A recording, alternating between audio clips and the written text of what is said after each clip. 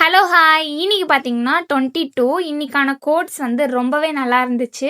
என்னன்னா எந்த வேலையிலும் அவசரம் தோல்வியை கொண்டு வரும் அப்படிங்கிற மாதிரி நிஜமா உண்மைதான். நம்ம ஒரு விஷயத்த அவசரமாக பண்ணும்போது நம்மக்கிட்ட பதட்டம் இருக்கும். அது மாதிரி நம்ம அந்த பதட்டத்தில் வந்து நிறைய மிஸ்டேக் பண்ணுறதுக்கு சான்ஸ் இருக்குது. நம்ம இதுவே நம்மளுக்கு பொறுமையாக பண்ணோம்னு வச்சுக்கோங்களேன், அந்த ஒர்க்கும் நல்லாயிருக்கும். நம்ம இதை விட சீக்கிரமாகவே முடிச்சிட மாதிரி இருக்கும். இன்னைக்கு வந்து பார்த்திங்கன்னா நான் பீன்ஸ் கேரட் பொரியல் பண்ணேன். அதுக்கப்புறம் வத்த குழம்பு வச்சேன். வத்த குழம்புல வத்தல் ஊறினால கொஞ்சம் உப்பு லைட்டாக அதிகமாகிடுச்சு.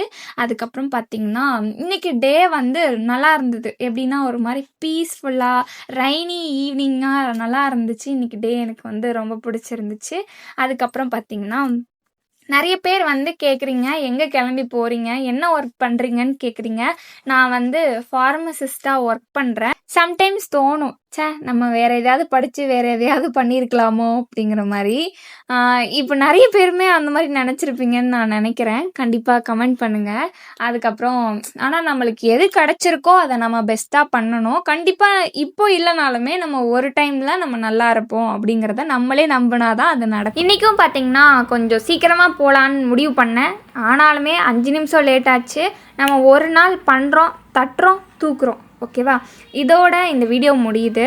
இந்த வீடியோவை இவ்வளோ நேரம் பொறுமையாக கேட்டவங்க எல்லாருக்குமே தேங்க்ஸ். வீடியோ பிடிச்சா லைக் பண்ணுங்கள், மறக்காமல் சப்ஸ்கிரைப் பண்ணுங்கள். தேங்க்ஸ் ஃபார் வாட்சிங்.